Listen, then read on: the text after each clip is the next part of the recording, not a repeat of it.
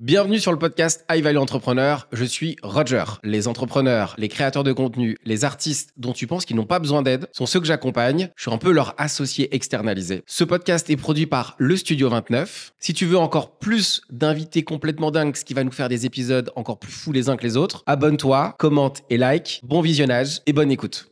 Bienvenue Antoine. Sur ce podcast, on n'a pas pour habitude de présenter nos invités. Et on commence tout de suite avec une question qui nous suit, qui nous poursuit, qui va continuer de poursuivre ces épisodes, qui est quelle est l'anomalie de ton parcours que tu aurais aimé éviter, qui finalement se révèle être un super atout dans ta vie pro et dans ta vie perso. Elle est un peu galère cette question, et on attend de tout savoir. Je pense quitter le journalisme sportif pour devenir manager chez Abercrombie & Fitch. C'était une petite erreur de parcours qui s'est avérée extrêmement formatrice et super utile finalement. Donc si c'était à refaire, je ferais peut-être différent, mais j'ai rencontré tellement de gens et surtout j'ai vu ce que j'aimais pas dans le salariat et le retail et l'industrie de la mode, du textile, etc. Et la façon dont je voulais plus travailler pour ensuite créer une vie qui me plaisait pour de vrai. Donc, tu vois, j'ai appris un peu en négatif, mais ça a été extrêmement enrichissant pour le coup, après coup. Là, ce qui est cool, c'est que les gens te connaissent pour plein de choses. Alors, pour teaser un petit peu, et c'est un peu ce qu'on fait, parce qu'en fait, comme les gens peut-être vont te découvrir ou d'autres vont te redécouvrir sur certains aspects, on te connaît dans le monde du sport, on te connaît dans le coaching, dans l'accompagnement d'entrepreneurs. Le mec qui est en train de parler de lui, d'accompagner les gens à se développer sur l'aspect physique. T'as une chaîne YouTube. T'es quand même pas mal suivi, il y a pas mal d'éléments. Donc, si vous nous écoutez et que vous découvrez Antoine pour la première fois, vous allez voir qu'il y a plein de choses qui sont déjà bien installées chez Antoine. Mais là, tu as donné un truc de journaliste sportif. Moi, je le savais, mais est-ce que les gens le savaient déjà? Et est-ce que à la base, c'était une vocation ou c'était t'as fait ça un peu à la base, c'est hasard. Une passion pour le sport et la continuité de mes études en communication et journalisme parce que j'ai fait le CELSA. Tu vois, j'ai un parcours universitaire assez académique. J'ai fait 2 années de prépa. J'ai fait une école qui est reliée à la Sorbonne parce que j'aimais bien écrire. Je suis très curieux intellectuellement. Je m'intéressais à plein de trucs. Et sorti de ça, tu te dis qu'est-ce que tu fais? Tu as envie d'être à la fois dans le monde moderne, mais à la fois bercé par les belles lettres, etc. Le journalisme, c'était à la croisée des chemins. Et j'ai trouvé un super contrat pour le mensuel de l'équipe qui s'appelle Sport et Style. Et ça a été, j'ai bossé 1 an et demi chez eux et ça a été une période incroyable de ma vie. C'était passionnant. Passionné de sport, pouvoir écrire sur le sport, l'histoire des grands champions, mais aussi mettre le sport à portée des gens qui en avaient envie, parce que le but c'était, tu vois, de parler des clubs de sport parisiens, des démarches faites par la ville pour démocratiser le sport, faire des trucs sympas, des événements autour de ça et tout. C'était passionnant. Et je me suis vite rendu compte que j'étais un peu le seul sportif de la rédac et que je bossais tellement que j'étais obligé de courir pour pouvoir m'entraîner, tu vois. À l'équipe, paradoxalement, à l'époque, je sais pas si ça a changé, mais il n'y a pas de salle de sport. Donc, j'étais obligé de demander des pauses de repas plus longues pour pouvoir aller courir ou faire des séances dans des salles autour, prendre une douche en speed dans les locaux du journal du foot parce qu'à mon étage, j'en avais même pas. Et c'est là que je me suis rendu compte que être passionné de sport et écrire sur le sport, c'est 2 métiers différents. Et qu'en fait, moi, j'avais envie de vivre de ma vraie passion pour le sport et pas juste d'écrire sur les sportifs et les exploits des autres. Et c'est là que j'ai bifurqué. Donc, passion le sport. Quand tu étais petit, forcément, est-ce que alors si on part un peu sur ton parcours, un peu qui tu es, de manière un peu plus lointaine, t'habitais où et t'étais quel type d'enfant, toi, Antoine? Je pense que mon background, il s'explique en partie par le fait que mon père était militaire, il était officier. Et du coup, quand tu es officier, tu dois prendre des commandements différents pour progresser dans ta carrière et déménager avec ta famille tous les 2-3 ans. Donc en fait, je suis né, la blague, c'est que je suis né, on peut dire où on est physiquement, oui, là. Okay. Je suis né sûr. à 200 mètres d'ici, à l'hôpital Bégin, qui est juste à côté. C'est drôle, tu vois, parce que mes parents habitaient à Paris quand je suis né. J'ai vécu pas mal en région parisienne et après, j'ai bougé tous les 2 ans et j'ai vécu à Orléans, Montpellier, Nice, Bastia. J'ai vraiment fait toute la France et ça m'a donné un petit, tu vois, la bougeotte, le goût du voyage, de l'exploration, une capacité d'adaptation aussi qui est par défaut parce que tu es obligé de t'adapter sans cesse et tu redécouvres un nouveau contexte tous les 2 ans. Donc, quand tu es tout petit, tu arrives dans une nouvelle classe, tu connais personne.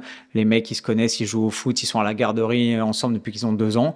Et tu dois être capable de débarquer dans un nouveau contexte, comprendre les codes, comprendre les échanges, les us et coutumes et te faire des nouvelles connexions, des nouveaux amis rapidement. Parce que sinon, tu restes tout seul et dans ton coin. Et ça, comme je suis quelqu'un de super sociable, j'ai toujours aimé le contact des gens. Donc, tu es obligé de faire ça. Et ça m'a jamais lâché, en fait. Tu l'as bien vécu, parce qu'en fait, il y a beaucoup de gens. Ouais. En fait, il y a deux catégories de personnes. J'en connais, j'en ai quelques-unes en tête.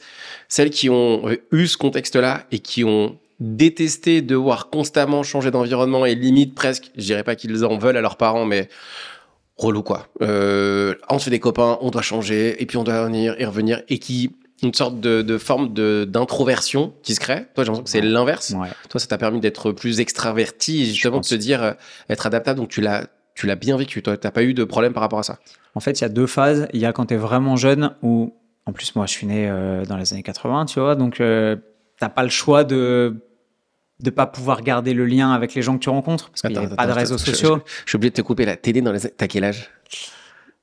89. Donc je suis à la fin des années 80. Ah, ça va, je crois qu'on avait le même âge. J'allais dire, attends, faut que tu nous donnes ton secret là pour. J'ai 34. Mais ça va. Ça va, on est bien. Ça va. Je me suis dit, attends, le mec est giga jeune et il faut qu'il y ait un secret qui va nous balancer. Attends, on va parler, il va nous parler donc du j'ai secret pas de la de jeunesse. souvenirs des années 80, mais tu vois, jusqu'à ce que j'ai. Mais littéralement, j'ai eu mon premier téléphone portable, j'étais en terminale, tu vois. J'avais 16 ans. Et donc, je gardais aucun contact avec les gens qui étaient dans les classes jusqu'en 4e. Ouais. Et là, on a commencé, tu es un peu plus autonome, tu crées des amitiés qui ont un peu plus de sens, tu deviens ado, tu trouves ton identité, etc.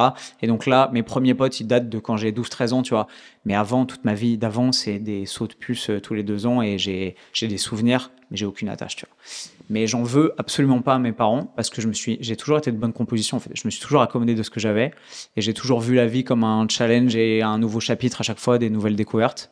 Et puis, je sais pas, mon père et ma mère, ils sont très optimistes dans leur tempérament, tu vois. Et c'était toujours, on va dans une super ville, c'est génial, on va apprendre des trucs. Et je pense que pour nous éviter aussi d'avoir à souffrir de cette séparation continuelle et répétée, ils trouvaient des trucs sympas à chaque fois, tu vois. Ils nous disaient, on va à Nice, il y a du soleil, c'est vachement cool. Ah, on va à Orléans, bon, il y a pas de soleil, mais on peut se balader, il y a de la nature, on peut faire des trucs, tu vois. Voilà, bon. Et tu choisis pas, mais du coup, tu essayes de faire contre mauvaise fortune, bon cœur et... Ça m'a toujours plu. Il y a un débat. Il y a zéro débat, mais il y a un truc souvent avec les introvertis et les extravertis. Ouais. Alors moi, j'ai un truc sur les introvertis et les extravertis. Je pense qu'il n'y a personne de totalement introverti, il n'y a personne de complètement extraverti. Je pense qu'on a un peu une mesure sur les deux. Peut-être. Mais est-ce que toi, t'as été forcé d'être extraverti ou t'avais une base introvertie? En fait, tu sais, il y a souvent ce truc de j'étais introverti et je suis introverti complètement et je me force à être. Ou est-ce que toi, t'as été extraverti ou une prédisposition à être plus ouvert aux rencontres et au fait d'aller vers les autres? En fait, comme tu le dis, c'est marrant parce que on ne juge le monde, je pense, qu'à l'aune de ce qu'on est, de ce qu'on connaît. Et moi, j'ai toujours l'impression que les gens sont plus ou moins comme moi. Et souvent, je me rends compte que c'est pas du tout le cas. Et en fait, en voyant la palette de gestion des émotions et de capacité cognitive à encaisser les relations sociales, etc., tu te rends compte que je suis un ovni, en fait. Et ça me fait toujours bizarre, tu vois. Je suis à la remise de médaille d'un pote il y a 2 jours. Et je vois un de mes potes que j'ai pas vu depuis super longtemps. Je suis trop content de le voir. Et j'ai l'impression qu'il est bizarre, tu vois. Il me dit, ça va et tout. Et je me dis, oh. Et je commence à me dire, c'est moi, j'ai fait un truc, j'ai fait un coup de pute et tout. Et pas du tout. Et en fait, après coup, tu sais, distant, froid un peu. J'ai dit, bon, ok, vas-y, fais ta vie, je kiffe ma soirée, j'échange avec tout le monde et tout. Et on quitte la soirée. Et le soir, il m'envoie 2 heures après un message. Excuse-moi, mon gros, machin, j'étais super content de te voir et tout, mais j'étais tellement pris par le monde, les gens, j'arrivais pas à gérer mes émotions, c'était compliqué et tout. Et j'étais en sueur et tout. Et je me dis, wow, c'est-à-dire que tu vois un pote que j'avais pas vu depuis 1 an et demi. Alors, on n'est pas proche, mais tu vois, j'apprécie son contact. On a eu des échanges super inspirants sur plein de sujets et tout. Et j'étais super enthousiaste, tu vois, comme 2 chiots qui se revoient après avoir fait un tour du parc et tout. Et en fait, ne pas pouvoir partager cette émotion avec mon pote parce que lui, il était dans son système de très introverti, très timide. Et le fait qu'il y ait 100 personnes dans une soirée, machin, les gens se regardent, ça parle et tout, sa bande passante, elle était full et c'était plus gérable pour lui, tu vois. Et en recevant ce message, je me dis, ah ouais, ok, t'as encore des efforts à faire sur comprendre que les gens sont pas comme toi, qu'on est tous différents c'est OK évidemment, mais qu'il faut pas que tu aies les mêmes attentes de pourquoi il est bizarre, est-ce que c'est moi? Non, c'est juste que c'est lui, il a pas la même capacité à gérer et il va être plus habile ou à l'aise que moi sur d'autres trucs, etc. Donc, je pense que je suis vraiment extraverti et que j'ai jamais forcé ce trait parce que c'est cool ou quoi. Mais si j'ai beaucoup de facilité, tu vois, à communiquer, à interagir avec des gens que je connais pas et tout, en même temps, il y a des moments où je peux être... En fait, tu vois, c'est Roosevelt qui disait que tu as besoin de solitude pour pouvoir être productif et que tu es obligé d'avoir des moments où ton cerveau, il est seul et il est soumis à aucun input de l'extérieur, pas la pensée des autres, pas les avis des autres, pas de stimulation et que tu as besoin de cette solitude-là pour être créatif, pour process tes idées et tu vois, réapprovisionner, j'allais jamais dire cela. Et je vais pas t'aider. Réapprivoiser tes processus cognitifs et tes propres pensées et faire sens avec ce qui chemine dans ta vie, tu vois. Et si t'as pas ça, en fait, tu es tout le temps connecté dans un groupe social avec les autres, etc. Tu finis par péter les plombs. Et il y a des moments où j'ai besoin de faire un peu mon ermite, tu vois, d'être tout seul et de construire une salle de sport dans mon garage et que personne me casse les couilles, tu vois, d'être chez moi, de m'entraîner, torse-poil, de la musique. Et il y a des moments où des gros contextes sociaux comme ça, c'est compliqué, tu vois. Donc, je pense, par nature, relativement extraverti par rapport à la norme. Et j'ai aussi des moments où j'ai besoin de me recueillir, être tout seul, réfléchir, être face à mes problèmes, etc. Et je pense que c'est humain et que c'est relativement normal. Je pense que les deux côtés, les introvertis ont besoin de monde pour aussi se nourrir d'autres choses que de leur monde intérieur. Et l'extraverti a besoin de autre chose que de vivre, entre guillemets, avec du monde et de se revenir à soi. Et ce qui est presque bizarre, ce qui va être jugé pour un extraverti comme un truc qui est un peu « Ah, comment ça, tu veux pas ?» Bah non, j'ai envie de rester tout seul. Alors pourquoi d'habitude? Tu vois, les gens pensent que je suis fâché ou que j'ai un truc à leur reprocher. Non, c'est juste qu'il y a des moments où j'ai besoin d'avancer tout seul et d'être solo. Et tu vois, ma nana, elle le comprend parfaitement et elle sait qu'il y a des moments, juste faut me laisser dans mes trucs, tu vois. Et c'est pas que je suis de mauvaise humeur ou quoi, c'est juste j'ai besoin de réfléchir à des trucs, d'avoir... Tu vois, quand est-ce que tu as tes meilleures idées? Sous la douche. Tu sais, cette question, elle revient tout le temps. Mais vraiment, dans des moments où t'es pris entre deux trucs, mais t'es souvent tout seul. Ouais, je vois ce que tu veux dire. Tu peux être stimulé, tu peux donner une nouvelle perspective à des pensées que t'as déjà eues en les confrontant avec les autres, en ayant des trucs. T'as des épiphanies qui sont collectives tout le temps. Mais les trucs où t'es en mode je bloquais, bam, ça se débloque et là j'arrive à franchir un step. T'es souvent tout seul en fait. Je vois ce que tu veux dire. Avec zéro stimulation, pas ton téléphone dans la main, pas en train de scroller dans les réseaux. Non, t'es en mode un petit moment de down et tes ondes cérébrales doivent changer, je sais pas ce qui se passe, tu t'ennuies et ton cerveau il trouve des solutions en fait. Donc il y a dans la manière dont moi je l'interprète dans ce que tu dis, il y a une sorte de forcément d'adaptabilité et aussi de suradaptabilité. Est-ce que tu as dû te suradapter? Est-ce que je reste un peu sur ce créneau-là. Pourquoi? Parce que quand on est sur les réseaux sociaux, on a l'impression que c'est presque naturel, qu'il y a ce côté. Là, je fais une sorte de parallèle. J'interprète et t'as à dire que je me trompe et qu'on n'est pas du tout au bon endroit et c'est pas grave du tout. Mais dans ton histoire, j'ai l'impression que le fait d'avoir beaucoup bougé, déjà, t'as dû t'adapter. T'étais facilement adaptable, donc c'est cool, ça a bien marché. Mais aussi, est-ce que le fait de constamment être en adaptation, on passe pas dans un mode de suradaptation, donc toujours anticiper, toujours aller chercher, un peu de peur de ne pas plaire et que si on plaît pas, donc on n'est pas intégré, donc si on n'est pas intégré, bon bah finalement on est en difficulté.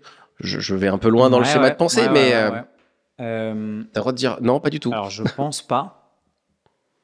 Cela dit, le revers de la médaille, c'est que j'ai eu tendance à, tu vois, apprécier des projets relativement courts, à pas mettre... Je pense que c'est une protection émotionnelle de te dire, tu vois, la gestion de projet sur 5, 6, 7 ans, c'est pas pour moi. Parce que je pense que j'ai été formaté petit depuis toujours à apprécier les trucs qui durent pas forcément, savoir, tu vois, cueillir le moment présent et apprécier la beauté de la vie chaque jour, etc. Aucun souci.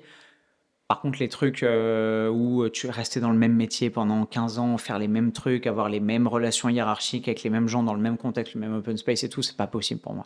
Parce que j'ai besoin de renouveau, j'ai besoin de stimulation et que je pense que mon cerveau se complaît aussi davantage dans l'accomplissement de projets qui sont relativement rapides, tu vois, sur des temporalités de 6 mois, 1 an max. C'est stylé, j'ai kiffé, j'ai appris des trucs, je fais une nouvelle boucle, je passe sur un nouveau cycle et j'enchaîne, tu vois. Il y a que dans les relations amoureuses où j'arrive à être beaucoup plus stable parce que, je sais pas, j'y suis venu. C'était pas le cas au début, tu vois. Il y a une dizaine d'années, j'étais pas du tout comme ça. C'était comment? Un enfoiré, mesdames. Non, mais j'ai eu Disons que je jouissais de la volatilité des valeurs du marché du dating et que Ok. ouais, j'étais à Paris, j'étais jeune, j'avais aucune attache, j'avais une vie professionnelle qui était hyper prenante et je Et t'avais pas envie de te bossais. caser non plus, t'avais aussi. Ouais, j'avais pas vraiment envie et surtout, en fait, j'avais pas trouvé vraiment la personne qui faisait que ce serait une évidence en fait. Donc, j'étais pas dans ce mindset-là. Mais j'attendais pas, tu vois. Je me disais, le jour où ce sera une évidence, j'aurai pas la question à me poser et ça tombera comme ça vient. Et oui, j'ai eu une période où j'ai pas mal papillonné, on va le dire de façon élégante. Mais ouais, suradaptation, je sais pas. En tout cas, j'avoue que tu vois, j'aime bien les projets partir vivre 3 mois dans un pays qui fait découvrir la langue, faire des trucs et que j'ai un peu de mal à me sédentariser dans des trucs de très long terme, même sportivement, tu vois. J'ai fait tous les sports. Mais j'ai jamais été en championnat de France de rien du tout parce que même si j'ai un bon niveau athlétique global, bah en fait j'ai fait 2 ans de ci, 3 ans de ça, de la boxe taille, du parachutisme, de la plongée, de l'apnée. Enfin, ça ressemble à rien, tu vois. Mais c'est ce que j'aime aussi, tu vois. J'aime toucher à tout et pouvoir ensuite avoir des discussions avec quasiment n'importe qui parce que j'ai des atomes crochus dans tous les sens et ça me permet aussi de m'enrichir avec des gens qui sont toujours plus experts que moi et de toujours apprendre des trucs. Et c'est extrêmement rare que je sois une figure d'autorité sur un truc. Parce qu'il y aura toujours des mecs qui seront meilleurs que moi parce qu'ils ont ce profil psychologique ils ont fait un truc, ils ont trouvé, ça leur plaît et ils l'ont poncé pendant 25 ans, tu vois. Et chapeau, parce que je pense que la vie est faite de spécialistes, mais moi, être un spécialiste, ça m'emmerde en fait. De toute façon, tu as dit le mot passion. Moi, il y a ma femme qui me décrit, et maintenant, j'ai mon bras droit, Tabata, qui confirme ce truc-là, parce que ça fait un moment qu'on bosse ensemble, qui me décrit par passionné de la passion. Ouais. Et ce qui est très drôle, c'est que quand tu es passionné de la passion, bah, demain, tu vois, moi, je me suis passionné pour la magie. J'étais passionné par le flair, c'est le truc de bouteille, là. Oui. J'ai eu plein de passions. Donc, quand tu me dis ça, forcément, je me retrouve dans ce truc de se dire, en fait, tu vas à fond au bout en fait, tu vas à fond dans la consommation de cette passion.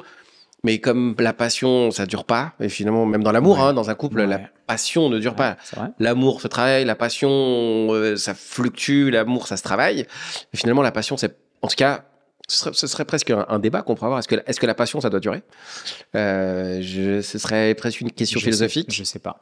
Est-ce que je te renvoie sur la passion? Est-ce que la passion, ça doit durer? Je crois que j'ai réussi à résoudre cette dialectique en transformant les passions qui sont importantes dans ma vie et en leur donnant la liberté d'être multiforme. Tu vois, genre l'entraînement, je m'entraînerai toujours, je ferai toujours du sport, je prendrai toujours soin de mon hygiène de vie, mais je m'autorise à ce que ça prenne toutes les formes que j'ai envie. C'est-à-dire que ça a été la muscu très rigide, très optimisée pour la progression de la force et de l'hypertrophie à un moment. Ça a été, c'est en train de devenir beaucoup la prépa physique parce que je passe une nouvelle formation de préparateur physique à Dijon, machin, et que tu vois, je m'enrichis de plein d'approches que j'avais délaissées, qui m'intéressaient et à qui j'avais pas donné suffisamment de voix pour qu'elles puissent s'exprimer dans ma vie correctement. Ce sera peut-être l'expression d'un autre sport un jour ou autre chose ou la transmission d'autres valeurs ou du crossfit ou n'importe quoi, tu vois. Mais il y a quand même en fait, j'ai des core values, tu vois, des valeurs centrales qui seront toujours là. Que ce soit la passion pour l'entraînement, mais aussi la loyauté, l'amitié, la sincérité, etc. Et en fait, tout peut graviter autour de ça parce qu'on sera toujours centré sur les mêmes choses, en fait. Donc, la passion, elle est multiforme, elle évolue. Ça peut être la rando un jour, ça peut être d'autres trucs que je découvrirai. Puis on change aussi, tu vois. Tu vieillis, je veux dire, là, je fais du MMA, ça m'a coûté un genou. Peut-être que quand j'aurai 55 balais, bah, j'apprécierais, je sais pas, faire du tai chi, de l'aïkido, des trucs un peu différents, un peu plus doux, un peu plus adaptés à mes capacités du moment et à ce que j'ai envie d'explorer, tu vois. Mais c'est toujours le centre est toujours le même, quoi. Quand tu étais plus jeune, tu étais passionné. Alors, forcément, ton père, il était dans tout ce qui était armé. Ouais. Donc, au minimum, obligation de faire du sport.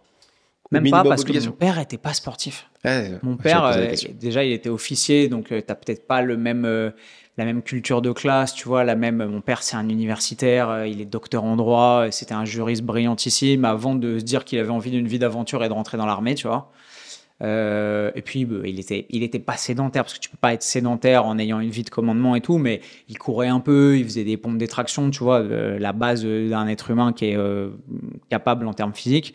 Mais il n'a jamais été passionné de sport, ni à la télé. Tu vois, on n'a jamais regardé la boxe, les trucs, le foot, il ne veut pas en entendre parler, etc. Donc, et même lui, il s'entraînait simplement pour être en bonne santé, mais point barre, tu vois. Et ma mère non plus. Et je sais pas comment ça nous est venu. Avec mon petit frère, je partage ça avec mon petit frère dont je suis super proche, qui est lui un athlète incroyable. Et je crois que ça nous est venu un déclic à la con. En fait, tu sais, mon père, il était officier, mais il était gendarme. Et dans la gendarmerie, l'unité d'élite de la gendarmerie, c'est le GIGN. Et en fait, comme mon père, il gérait des enquêtes criminelles. Et du coup, il faisait beaucoup d'enquêtes criminelles sur des tueurs en série, mais aussi du crime organisé, la mafia, des braquages. Et en fait, à chaque fois qu'ils avaient une grosse intervention, ils poussaient l'enquête jusqu'à identifier les malfaiteurs, les trouver, machin, tout le côté enquête-recherche. Et quand il fallait les taper, c'était toujours un coup de fil et ils appelaient le GIGN. Les mecs débarquaient, ils prenaient l'avion, ils arrivaient n'importe où dans le bled. 6h du mat, ils pétaient la porte, ils sortaient les mecs et tout. Et donc, c'était toujours, tu vois, ces histoires de cow-boy où il rentrait à la maison après 3 jours d'enquête, où il n'avait pas pris de douche, il avait mangé des sandwichs triangles en planque dans des sous-marins et tout. Et il nous racontait ça avec mon petit frère. On était comme des oufs. On était là, ouais, c'est génial. Et les trucs, ils avaient fait péter les portes à l'explosif et tout. C'était dingue. Et moi, j'ai 14 ans à ce moment-là, je crois. Nicolas Moscara, France 3, qui publie un reportage que des millions de gosses ont vu en France, qui est GIGN, l'enfer de la sélection. Et en fait, tu passes derrière la fenêtre qu'on connaissait, où c'était des super-héros, de la gendarmerie et tout machin, et on découvre qu'en fait, c'est des êtres humains, c'est des mecs avec des histoires, des pères de famille et tout, qui se faufilent dans la gendarmerie et qui présentent les tests de sélection, se font malmener comme pas permis et finissent par, quand ils ont la chance d'être suffisamment bons, intégrer cette unité d'élite. Et là, il y a un truc qui clique, tu vois.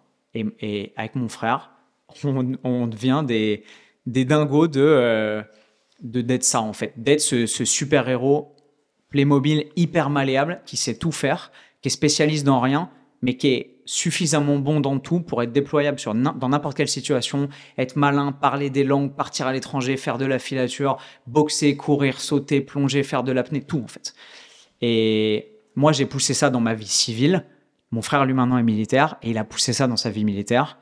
Et il a des compétences qui sont exceptionnelles. Et pour moi, mon frère, c'est un James Bond des temps modernes, tu vois. Et moi, j'ai adapté ça aux autres passions de ma vie, tu vois. J'ai kiffé apprendre des langues tout de suite. Je suis parti au Kazakhstan pour apprendre le russe. Je suis parti en Thaïlande pour apprendre le thaï. Enfin, tu vois, vraiment le côté caméléon où, quel que soit l'endroit où on va me mettre, il faut que je sois capable de m'en sortir, déjà par nécessité de survie, mais aussi par kiff d'être toujours à l'aise dans toutes les situations dans lesquelles je vais être, tu vois. Pourquoi t'es pas devenu militaire ? En fait, j'ai hésité. J'ai fait mes 2 ans de prépa et à la fin de mes 2 ans de prépa, j'ai passé et le concours du CELSA et Saint-Cyr, qui est l'école de formation des officiers de l'armée française. Et j'ai réussi les 2, en fait. Je pensais pas. En fait, en prépa, j'étais mauvais. Enfin, j'étais mauvais. J'étais moyenne basse, tu vois. J'étais qu'avec des tronches, des mecs qui ont fait Normal Sup, l'ENS, Sciences Po, dans tous les sens. J'étais avec des mecs qui étaient vraiment intelligents et extrêmement travailleurs. Et moi, à l'époque, le travail académique, de revoir mes cours et tout, ça me saoulait. Et j'avais envie de m'entraîner, tu vois, encore. Donc, je faisais le strict minimum et j'avais réussi à trouver comment bidouiller la porte du gymnase parce que j'étais en internat.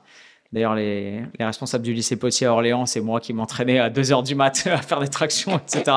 Et tu vois, j'allais m'entraîner dans l'internat parce que j'avais besoin de me dépenser et de continuer à rester dans cette mouvance il est hors de question que je passe 2 ans de ma vie à devenir un pur esprit et à plus entretenir mon physique, tu vois.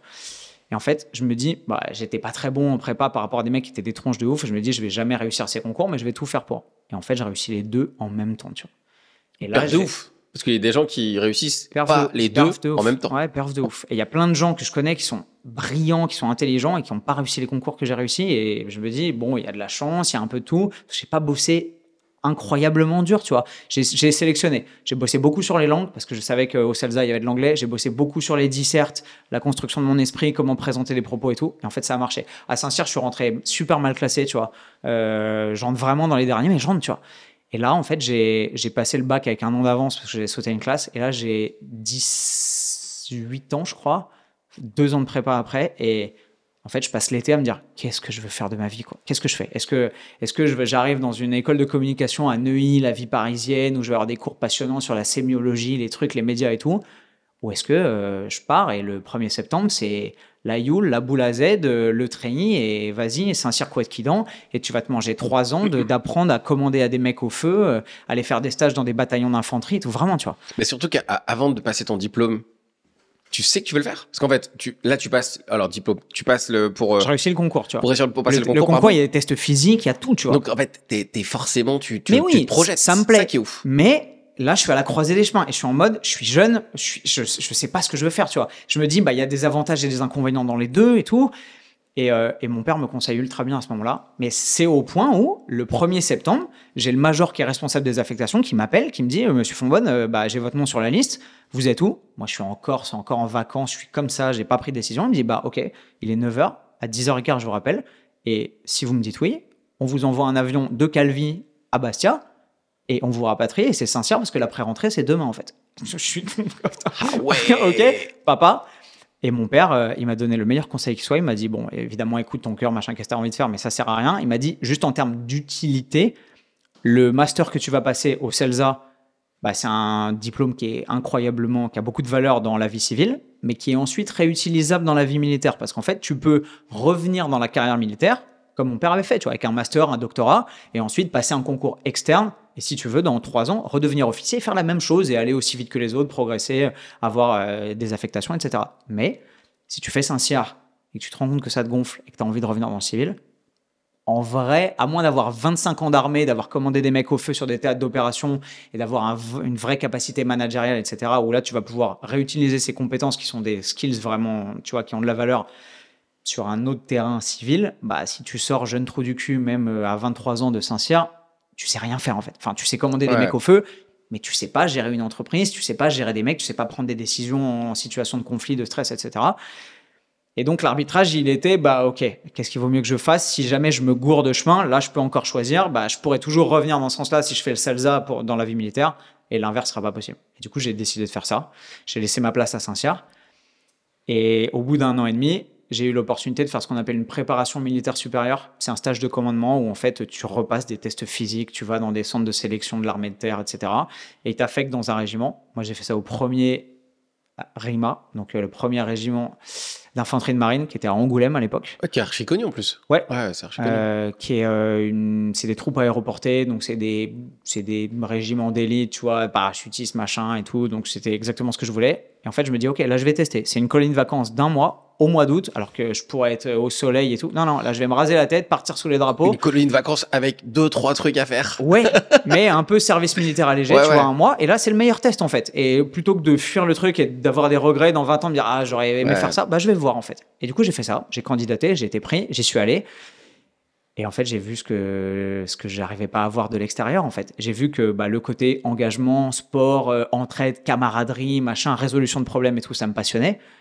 Mais qu'en fait, la vérité, c'était qu'à moins d'intégrer des unités d'élite, tu vois, des régiments du COS, en fait, les régiments qui m'avaient fait rêver depuis que j'étais petit, le GIGN, des unités qui sont vraiment prestigieuses et qui ont des fonctionnements extrêmement spéciaux, le reste du quotidien de la vie militaire tel que je l'avais vu et dont j'avais fait l'expérience pendant 1 mois, était beaucoup plus plan-plan. Les mecs, ils étaient quand même dans des casernes à astiquer des chars en attendant de partir en OPEX au Kosovo, en Yougoslavie, etc.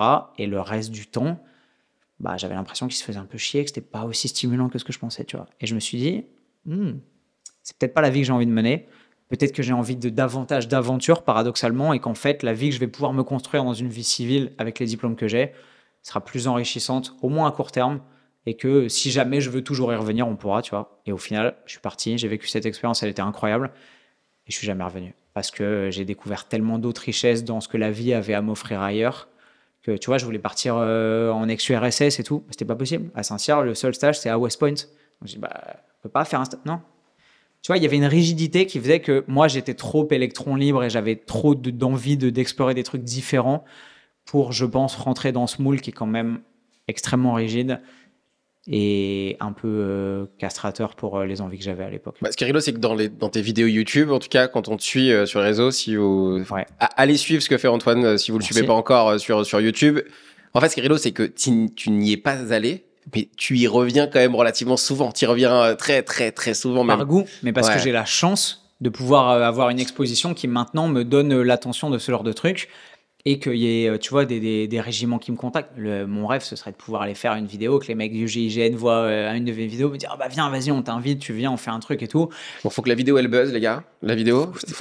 Maniez-vous d'éclater les pouces bleus, là. Si vous connaissez quelqu'un qui peut faire que Antoine aille faire un stage au GIGN, les gars, c'est le moment d'y aller. Les commentaires, tout ça, faites-vous plaisir. Contactez Antoine ou me contactez moi, comme ça, on lui fera la surprise.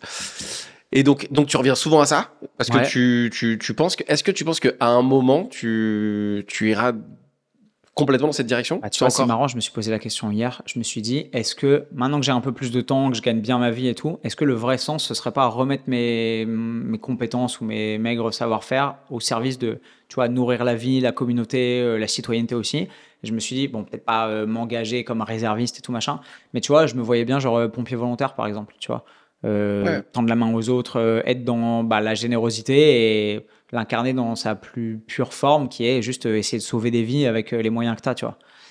Et je sais pas, ça me trotte dans la tête. Je pense que je suis encore trop, je bouge trop, tu vois. J'ai redéménagé là il y a pas longtemps et tout. Mais si un jour je me pose, j'ai une maison, je suis dans un coin où la vie locale m'intéresse et j'ai envie de m'investir un peu, c'est un truc que je pourrais faire, tu vois, je pense. Bon, t'as déménagé, on sait que t'as un cheval si on te suit. Oui. Donc ça va être, pour déménager, ça va être plus galère. C'est pas déjà mieux. avec les animaux, c'est compliqué, mais alors avec un cheval, ça va être plus compliqué.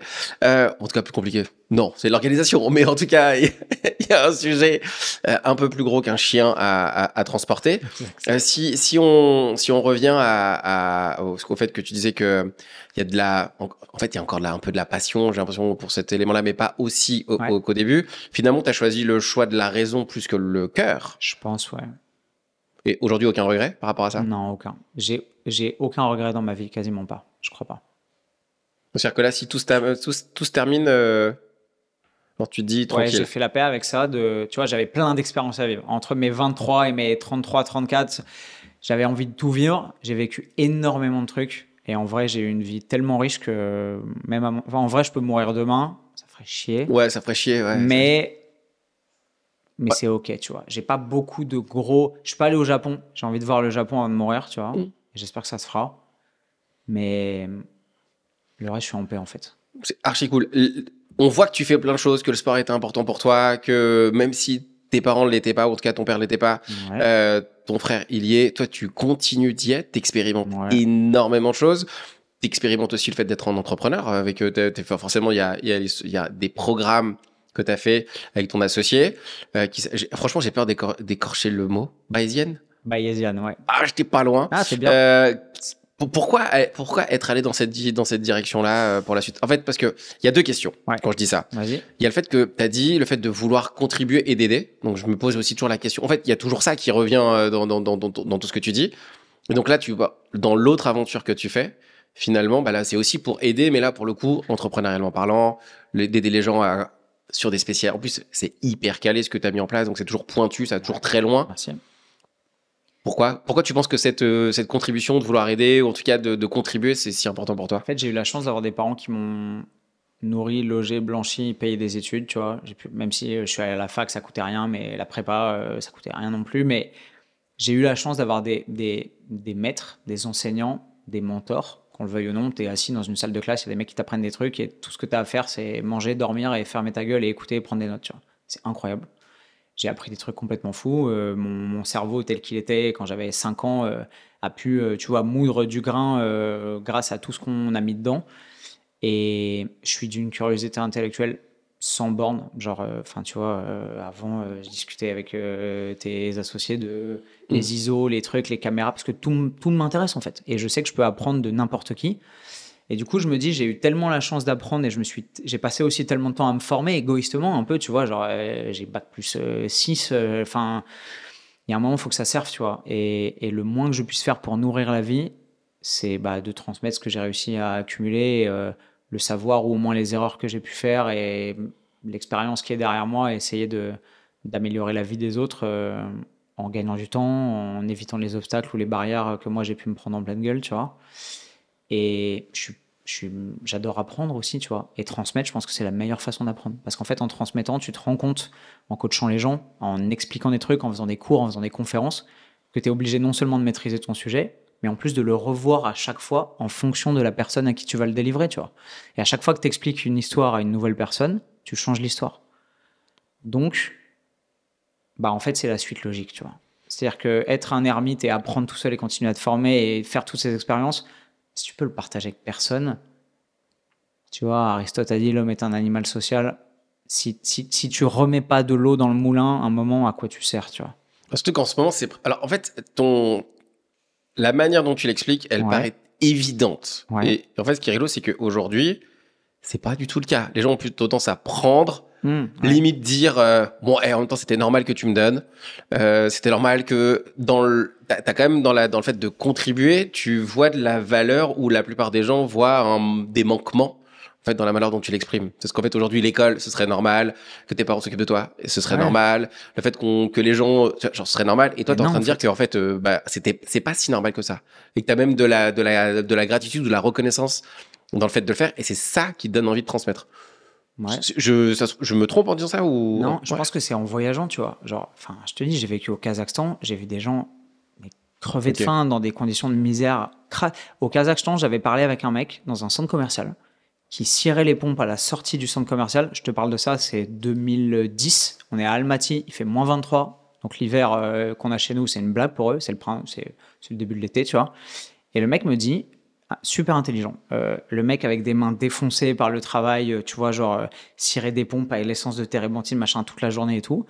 Et le mec, je sais pas, on parle avec mon russe de débutant de l'époque, c'était scandaleux, mais j'arrive à comprendre quand même l'intentionnalité du mec et tu vois, je vois qu'il y a un espoir et tout machin. Et je lui dis, mais ok, mais vous avez l'air d'avoir fait des trucs. Il me disait qu'il était arrivé de Géorgie avec sa famille, ancien militaire, qu'il avait fui la guerre, truc et tout. Et je lui dis, mais pourquoi vous barrez pas en fait? Il me dit, en fait, je peux pas. Parce que là, maintenant, ma famille appartient à la caste d'une caste qui n'est pas celle qui est la caste dirigeante du président Nazarbayev.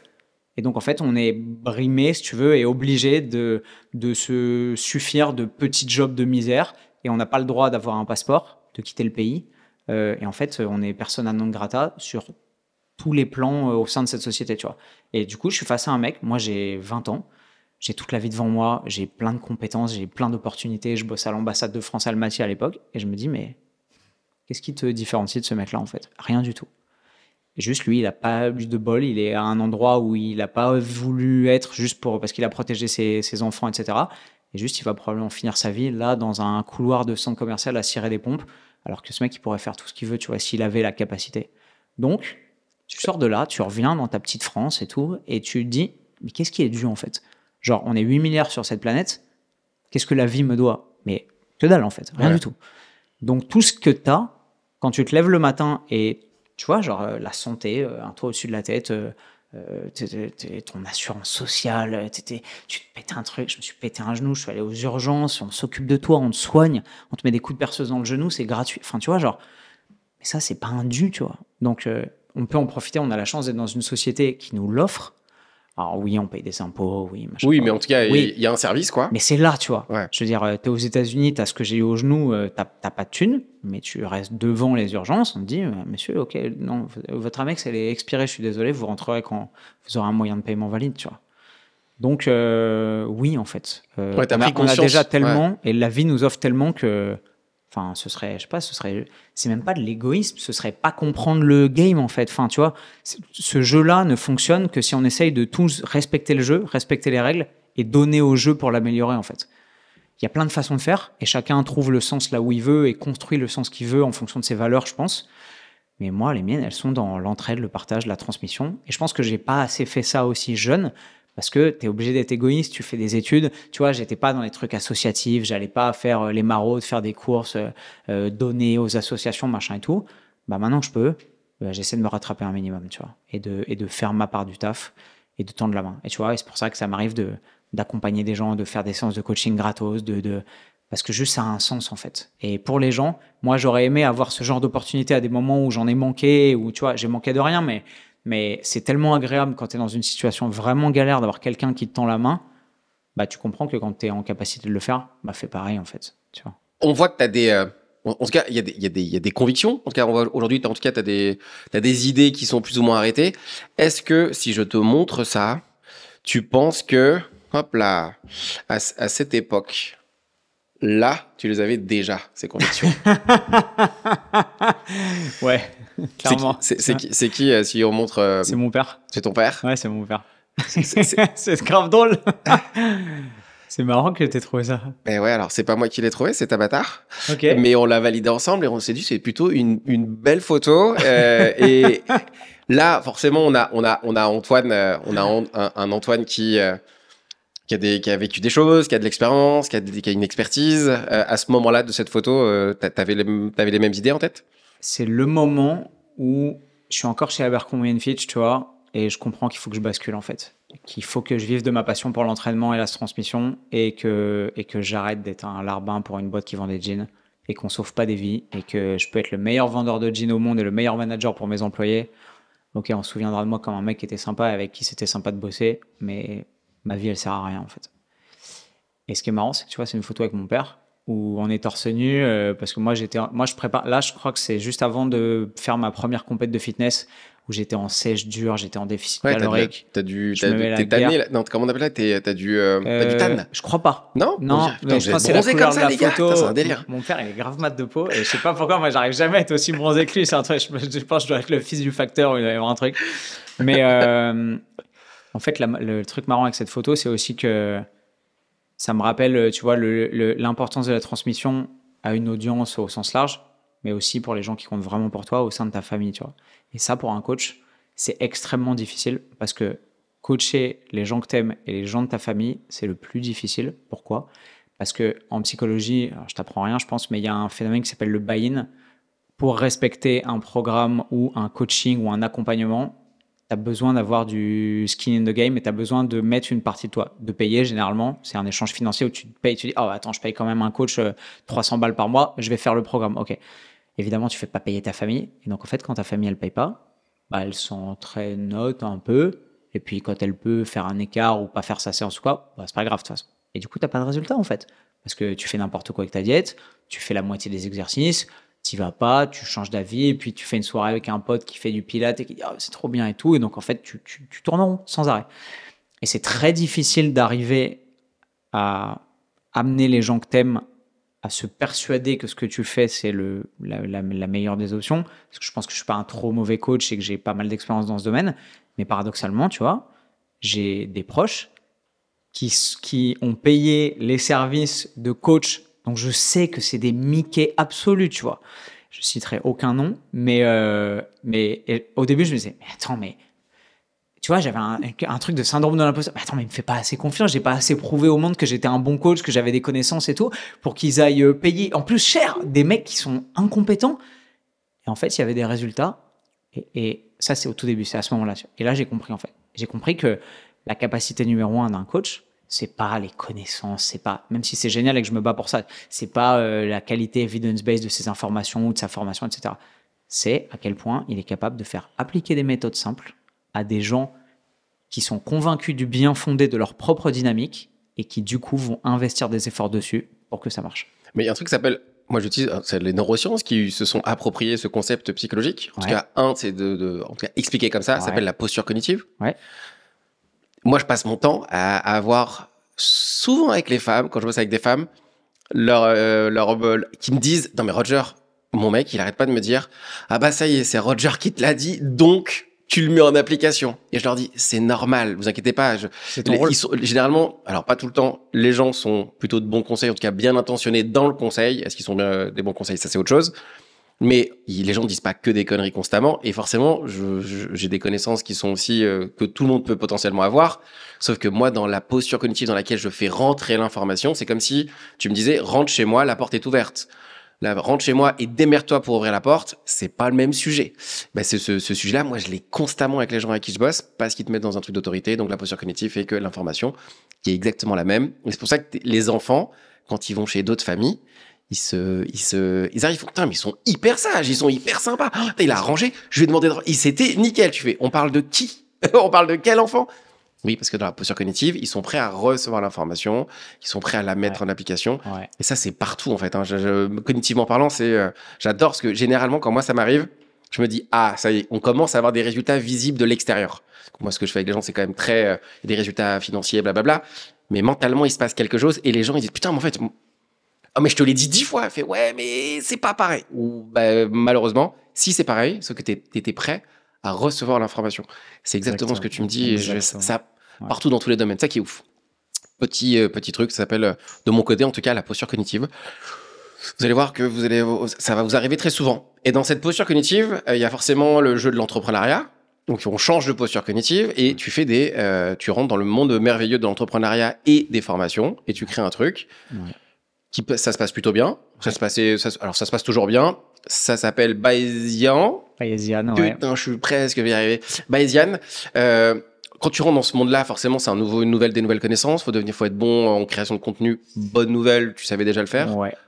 En fait, c'est encore un recroisement de chemin de je viens de lancer ma chaîne YouTube, ça commence à marcher, j'ai une petite audience, à l'époque j'ai 7000 personnes qui me suivent, tu vois. Et en fait, mon pote de l'époque, qui est mon associé désormais, est toujours mon pote, se fait coacher par un mec qui est un génie des sciences de l'entraînement et de la nutrition, qui est hollandais, qui est un préparateur physique et en même temps un geek complet de la data avec un passé de business consultant et de statisticien, tu vois. Donc, maths dur, etc. Et il a décidé d'optimiser la vie de ses clients dans le coaching sportif en appliquant toute la rigueur scientifique de la méthode, de l'analyse, de la data, vraiment genre scientifique pour optimiser leur entraînement et leur diète, tu vois.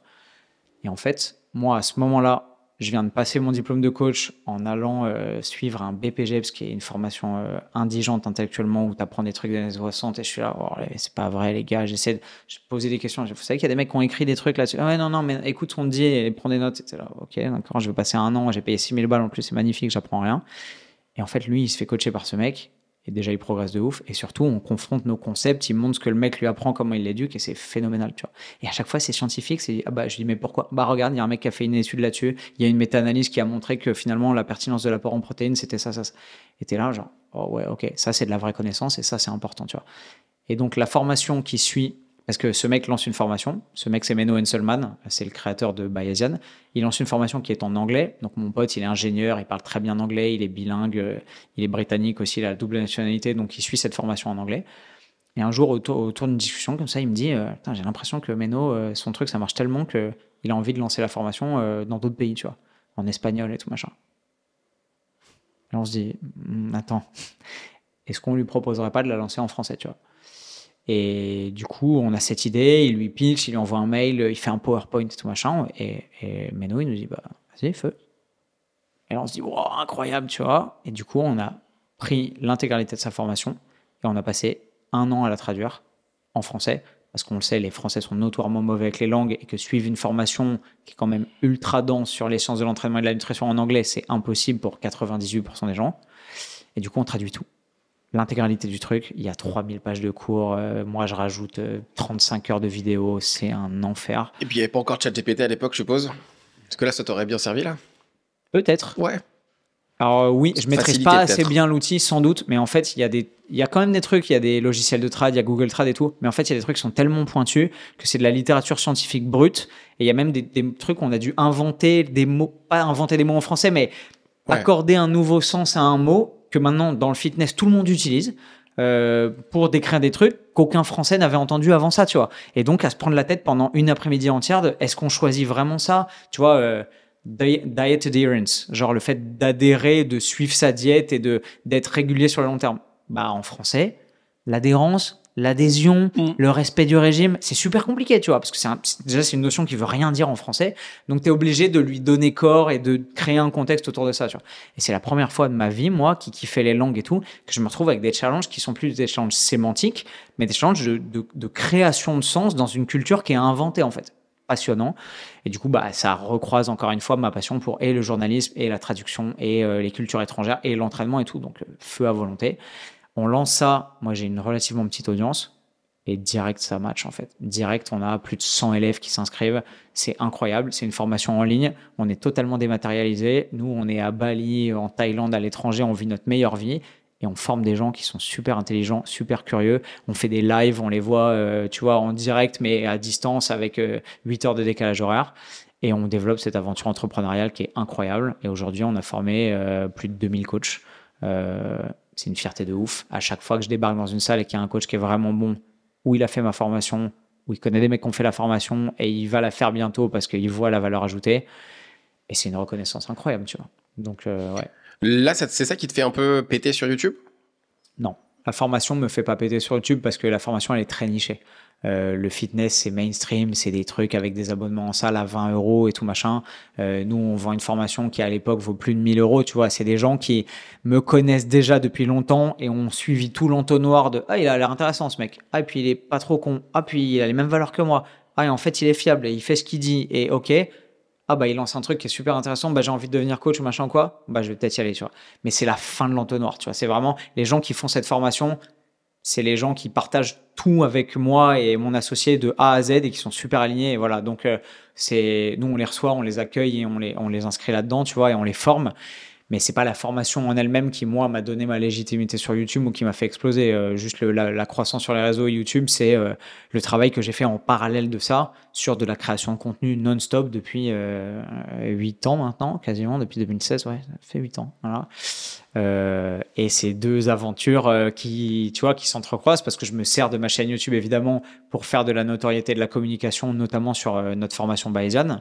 Mais c'est deux trucs qui vont quand même dans des sens différents en plus en termes de communication parce que dans Bayesian on parle vraiment à des gens qui sont passionnés, qui sont vraiment qui ont vocation de devenir des experts de la préparation physique, de l'entraînement et de la nutrition. Et sur ma chaîne YouTube je suis obligé de vulgariser ça. Au début j'ai eu du mal, tu vois. Moi je me disais bah ça marche avec mes élèves donc les gens quand je parle ils comprennent donc je vais faire la même chose sur YouTube. Et je parlais de trucs qui étaient beaucoup trop pointus, beaucoup trop nichés sur YouTube et j'avais pas compris que tu es obligé d'avoir un two-step flow of communication, tu vois, tu es obligé d'être mainstream et en même temps de mettre des petites billes. Si les gens ils ont envie de gratter, ils peuvent accéder à des trucs plus nichés, à des contenus, venir à des conférences, écouter des podcasts, les gens qui sont un peu plus attentifs, acheter mon bouquin, tu vois, j'ai écrit un bouquin pour ça aussi, pour cristalliser si tu as envie de pousser un peu la démarche et que tu es un peu curieux et que tu as envie de prendre du temps pour toi pour lire et tout, tu peux te former et faire ça, tu vois. Il s'appelle comment ton bouquin? Il s'appelle Muscu, Action et Vérité parce que je détruis les mythes du monde de l'entraînement et de la nutrition, tous les trucs que tante Yvonne t'a toujours raconté qui sont complètement faux mais qu'on lui rabâche depuis les années 60 à la télé et sur les médias mainstream. Et je réintroduis de la valeur scientifique pour recréer des vérités et ensuite permettre aux gens de se les approprier et de passer à l'action. On peut le trouver partout. Il est sur Amazon, à la Fnac, n'importe où vous voulez, toutes les bonnes librairies. On mettra sûrement un lien. On mettra un lien dans la description, l'histoire que vous puissiez aller choper le bouquin. Qu'est-ce qui t'a fait commencer le YouTube game, le jeu YouTube finalement? Je suis coach dans une très bonne salle de sport qui s'appelle Le Clé. Et j'explique des trucs à la fin de mes coachings, à la fin de mes cours à mes clients. Et tu vois, parce que je me dis, c'est trop réducteur. J'ai 1 heure avec vous, je vous fais faire du sport, c'est cool, machin, on se prend en main et tout. Mais il y a tellement de chantiers derrière. Le côté mindset, les barrières limitantes, les croyances, les trucs, la nutrition, le sommeil, l'addiction à la caféine, la clope, tout. C'est arriver à donner toutes les armes à un être humain pour qu'il améliore sa vie sur ces plans-là et perfectionner son hygiène de vie. C'est tellement riche, mais en même temps tellement complexe que je me sens bridé, tu vois. Je me dis, mais en 1 heure, j'ai pas le temps, en fait. Et donc, je passe mon temps à parler avec mes clients et tout, machin. Et à chaque fois que je parle avec un client dans la salle, il y a des gens qui sont à côté et qui sont là avec leur serviette ou leur bouteille d'eau et qui tendent une oreille, qui sont curieux, puis, qui veulent pas interrompre parce qu'ils voient que c'est une conversation privée. Et en fait, quand je finis avec mon client, souvent, ils me disent, je suis désolé, je voulais pas vous interrompre, mais ça avait l'air passionnant ce que vous expliquez sur le rythme circadien ou l'assimilation des glucides ou l'insuline et tout. Est-ce que je peux vous redemander, j'ai pris le truc en cours de me réexpliquer. Donc, tu vois, gentiment, je réexplique et tout. Et en fait, je me rends compte que c'est non-stop. Qu'à chaque fois que j'ai une conversation intéressante avec quelqu'un, en fait, il y a 3, 4, 5 personnes qui me demandent d'avoir la même. Donc, je suis là, ok, je peux pas. Ou est-ce que je rattrape le mec à qui j'ai expliqué pour qu'il explique aux autres et tout. En fait, je me dis, mais je perds du temps, tu vois. Je suis en train d'essayer de former des gens et tout. Mais oui, former une personne à la fois, ça me permet d'avoir un lien super privilégié avec la personne, de rentrer dans sa tête, qu'elle me fasse confiance, de pouvoir tout optimiser de l'intérieur et tout. Mais en termes de rendement, c'est pas super efficace, tu vois. Peut-être qu'il faudrait que j'arrive à trouver un in-between où je peux dire la même chose et que ça se diffuse et que quand j'arrive à avoir un impact positif sur une personne, je puisse faire la même chose avec 10 personnes ou tous mes clients d'un coup, tu vois. Donc je me dis, si je faisais des vidéos et puis je les mets sur un drive et je les envoie à mes clients, tu vois, peut-être que je vais gagner du temps déjà. Je fais ça. Et en fait, à l'époque, j'ai un pote qui est Darko, qui maintenant a une énorme chaîne YouTube et tout. Oui, je vois qui c'est. Qui est au début de son aventure YouTube sur une autre chaîne qui est une chaîne en anglais qui s'appelle Dream Story et tout. Et à l'époque, il a 15 000 abonnés, tu vois. Et pour moi, c'est la star de ouf. Et il me donne mes premiers conseils. Il me dit, mais frérot, c'est bien les trucs avec tes clients et tout machin, mais tes vidéos, mets-les sur une plateforme publique. Je dis, elle me dit, genre YouTube. Et à l'époque, moi, je consomme YouTube dans tous les sens parce que c'est passionnant pour moi d'aller voir comment faire les trucs, le sport et tout l'entraînement. Mais jamais je m'étais dit, en fait, je peux être un créateur de contenu. J'ai aucune idée de cette industrie-là. Tu vois, je vois des stars, Cyprien, Norman et tout, que je suis même pas parce que je me dis, ok, c'est des acteurs, c'est des mecs qui sont dans un truc, c'est leur métier, ok, soit, mais je sais même pas comment on monétise du contenu et je connais rien, tu vois. Et je me dis, vas-y, ok, donc je vais sur YouTube et je tape comment publier une vidéo YouTube. Et j'apprends, tu vois, je vois, ok, donc je me filme dans mon salon. Et les premières vidéos, c'est ça. C'est mon client qui m'a demandé comment perdre du gras avant l'été. Ok, je me filme. Ok, comment tu veux Tu fais quoi pour perdre du gras avant l'été? Comment les 3 trucs les plus importants pour être en bonne santé? Ok, bah ton activité physique, ton sommeil, ton truc et tout. Et je fais des trucs qui sont un peu je sais pas, des cahiers de vacances, tu vois, en mode t'as une question, bah moi j'y réponds, je te donne des billes, vas-y, tu vois. Je les publie. Et en fait, je commence à avoir des gens qui ne me connaissent pas. Je me disais, bah ça va être mes clients, ils vont se l'envoyer entre eux et tout. Le mec boomer complet, tu vois. Et en fait, j'ai des gens qui me connaissent pas et puis qui viennent et qui me disent, ah, c'est trop stylé, j'avais jamais vu ça comme ça, personne m'avait expliqué ça comme ça, c'est passionnant, vas-y, je m'abonne, continue. Je me dis, bon, au début, je me dis, c'est bizarre. Alors, je suis là, merci Christopher, tu vois, genre, je sais pas qui t'es, mais ok, c'est cool. Et en fait, ça s'accumule, tu vois. Et là, je me dis, oh waouh, en fait, j'ai le doigt dans un truc que j'avais pas du tout anticipé. Et il y a possibilité de en fait, créer une communauté de gens que j'ai jamais vu de ma vie et qui en fait me font déjà confiance, tu vois. Me disent, putain, c'est intéressant, vas-y, bah, j'ai hâte d'en voir plus, tu vois. Et là, je tombe de l'armoire. Et je me dis, bah, en fait, il y a peut-être un truc à faire, tu vois. Qu'est-ce qui se passe? Parce qu'en fait, entre le moment où tu vois qu'il y a un engouement, en tout cas, qu'il passe un truc, il y a un petit déclic, et au moment où tu commences à dire, je vais passer le sujet pour en faire un vrai sujet, comment ça? Le déclic, c'est le carnaval de Rio. Je suis au Clé, j'ai que des clients qui sont blindés. Et mes clients, ils prennent des vacances. Et quand ils prennent des vacances, c'est pas pour partir en Ardèche, c'est pour prendre un billet aller-retour à 6000 balles en first pour aller au carnaval de Rio. Et être en shape, être bronzé, machin. Donc je les prépare pour ça. Ils partent et ils sont 2 semaines à Rio. J'ai plusieurs clients qui partent, tu vois. Je me dis, bon, vas-y, je vais me prendre une petite semaine de vacances, tu vois. J'ai pas trop de trucs et tout, machin.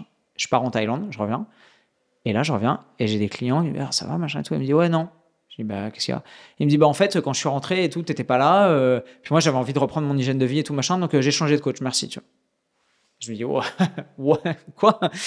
Et là, en fait, je comprends que, pas tous mes clients, heureusement, mais que certains clients, en fait, te prennent comme coach parce que tu es un accessoire de mode, tu es jeune, tu fais le taf, tu as un bon physique, tu es un peu beau gosse et tout. C'est stylé pour eux d'avoir un coach qui est un peu en vue et tout. Mais en fait, il n'y a pas vraiment de relation de confiance ou d'amitié ou quoi. Et que c'est au caprice de j'ai besoin de m'entraîner, de me dépenser et tout. Et toi, tu n'es pas là. Donc vas-y, j'ai changé de coach, c'est bon, merci. Oh, tu vois, genre fin de non-retour. Tu vois. En fait, je me dis, wow, attends. Je suis pas parti du salariat, du retail, d'Abercrombie & Fitch sur les champs, des boîtes qui faisaient des milliards d'euros, où on me donnait des ordres, où j'avais des managers au-dessus, machin et tout, pour inventer une vie où j'allais être indépendant, vivre selon mes termes, vivre de ma passion, pour redevenir l'esclave de mes propres clients, tu vois. Et donc là, je me suis posé, je me suis dit, ok, hors de question en fait. Donc je vais continuer avec les gens que j'aime et qui me font confiance et qui comprennent que je suis humain, que j'ai besoin de prendre des vacances aussi, tu vois. Les autres, ils vont gentiment aller se faire enculer et je vais essayer de trouver une autre façon de faire en fait. Et là, bah, à ce moment-là, je vois que j'ai des gens qui me connaissent pas et qui me font confiance et des gens qui me connaissent et qui me tournent le dos parce que j'étais pas là pendant 2 semaines quand ils sont revenus du carnaval de Rio. Je me dis, attends, il y a peut-être un switch à faire, tu vois. Et en fait, là, je me dis que l'audience que je suis en train de développer sur les réseaux sociaux, ça peut être une nouvelle opportunité de faire du business et en fait de vivre de ça. En fait. Et là, je rencontre des mecs qui sont des infopreneurs, qui sont digital nomades, qui vivent la vie que j'ai envie de rêver, qui sont tout le temps en Asie, en Thaïlande, quand ils veulent. Ils prennent un billet, ils ont de compte à rendre à personne et ils font de la formation en ligne, du distanciel, du coaching sur des plateformes et tout machin. Je me dis, mais. C'était il y a combien de temps ça? Ça, c'est 2016. Donc ça, tu vois, ça date. Ce qui est rigolo, c'est que c'est encore d'actualité aujourd'hui. Genre le coup d'aller en plus, c'est vraiment parce que là, on dirait que c'est un monde qui n'existe plus. Ouais. Mais ça existe encore. En fait. Il y a encore plein de gens qui le font sur d'autres domaines d'activité, les copywriters, les marketeurs, les media buying. Il y a plein de choses. Oui, Bali reste quand même. Petit aparté sur Bali. J'y suis jamais allé. Ouais. Il y a quoi à Bali pour que tout le monde veuille aller à Bali? Ça, c'est de la déception. Moi, j'y suis du coup en 2016-2017. C'est incroyable. Il fait beau, il fait chaud, la bouffe est incroyable, ça coûte rien. T'es sur ton scooter en tongs, torse nu toute l'année. Les gens sont gentils, d'après ce que j'ai compris, beaucoup. Ouais, les gens sont adorables. La culture est très cool. Tu peux surfer, il y a de la nature, il y a tout. C'est vachement sympa. C'est super dépaysant. Et tu peux vivre la vie d'aventure dont tu as toujours rêvé pour rien en plus. C'est-à-dire qu'en faisant un mode de vie qui te permet de subvenir à tes besoins à peu près à Paris et vivre, tu vois, genre de façon précaire, à Bali ou en Asie en général, tu es le roi du pétrole. Et juste, tu vis une vie simple avec des trucs, tu es connecté à la nature en permanence, tu es trop bien et tu peux kiffer et entretenir ton business comme ça à distance. Et moi, c'est la grosse période de ma vie où j'ai pas d'attache émotionnelle, j'ai pas de meuf et je sillonne le monde. Je suis en Amérique du Sud, je suis en Asie, je suis en Thaïlande, je suis en Birmanie, je suis partout. Et je kiffe parce que c'est toujours ce que j'ai voulu faire. Et en même temps, je paye ma bouffe et mes factures en ayant juste des clients en coaching à distance, tu vois. Et nous, en plus, on est spécialisé là-dessus parce que dans Bayesian, c'est la sensibilité qu'on a. On vit de cette liberté. Et moi, la liberté, c'est une valeur centrale, en fait, dans mes valeurs. Et donc, je me dis, les gens, ils viennent à moi pour ça. Je vais leur apprendre à faire pareil. Donc, on apprend à nos coachs à se spécialiser dans le coaching en ligne, à être capable d'optimiser la vie des gens et leur hygiène de vie complètement à distance, en ayant des photos, en ayant éventuellement des calls avec eux s'ils ont envie de créer un lien privilégié. Mais même pas besoin en fait. Simplement en recueillant des datas sur leur anthropométrie, combien ils pèsent, leur métabolisme, leur niveau de body fat, les photos, leur génétique, l'épaisseur de leurs os, leur niveau de muscularité, leur niveau d'entraînement, etc. Et de tout optimiser comme si c'était un ordinateur en programmant ensuite un être humain avec tous ses paramètres. Et ça marche du feu de Dieu. Et du coup, y a des mecs qui font comme nous en fait, qui suivent notre formation et qui lancent leur activité, commencent à coacher, font de la thune et vivent leur vie. Et c'est incroyable. Et moi, je commence à recroiser sur mes voyages des élèves à moi qui développent des niveaux de vie qui sont sensationnels, tu vois, et qui sont libres de A à Z, et qui ont envie de partir sauter en parachute à un endroit ou de partir sur l'île de Komodo pour faire un trip et tout, et qui peuvent en fait. Pourquoi t'es resté là-bas? Parce que j'ai trouvé l'amour. Parce que j'étais en vadrouille de ouf au moment où je rencontre une meuf exceptionnelle. On va revenir. Moi, je connais son prénom. Je le dis, Blandine. Ouais. On va revenir sur Blandine juste pour. Alors, t'es pas allé à Bali pour l'amour, c'est beau. C'est beau. C'est une belle phrase. Donc, Bali, tu vas là-bas, tu vois ce qui se passe. Le game de YouTube commence pour de vrai. Ouais. Le game de YouTube, c'est à l'époque, en tout cas, la plus dure. Aujourd'hui, c'est. À ce qui paraît, nous, on commence le game de YouTube. Donc, je trouve pas que c'est ça spécialement dur. Je vois que c'est long. Ça, c'est évident. C'est hyper long. Mais en tout cas, on voit qu'il se passe, on voit qu'il y a des opportunités. Toi, au moment où tu commences, tu sais qu'il y a des opportunités. Tu sais que c'est là où il faut être. Ça commence à me titiller. En fait, cette opportunité de pouvoir être libre déjà et de m'offrir une vie. Tu vois, moi, j'ai progressé, j'ai fait des études, machin et tout. Mes grands-parents, qui étaient les gens les plus blindés que je connaissais, ils étaient dentistes à Saint-Étienne. Mon grand-père, il roulait en DS, c'était un peu un notable, mais si, en équivalent aujourd'hui, s'il gagnait peut-être, je sais pas, 3-4 000 euros par mois, ça devait être le bout du monde, tu vois. Ouais. Donc pour moi, c'est ça. C'est-à-dire bien réussir sa vie, c'est gagner 3 000 euros, pouvoir payer l'éducation de ses gosses, manquer de rien, prendre 2-3 vacances sympas de temps en temps. Et c'est marrant, en fait. Et là, je me rends compte que je peux faire la même chose en étant à l'autre bout du monde sur une plage et en bossant derrière mon ordinateur, en m'entraînant tous les jours, en pouvant bouffer ce que je veux, respecter ma diète et sans avoir besoin de m'excuser de prendre une pause d'1h15 parce que j'ai besoin de caler ma séance de sport entre 2 réunions d'édition au journal de l'équipe, tu vois. Et là, ça switch en fait. Et là, terminé.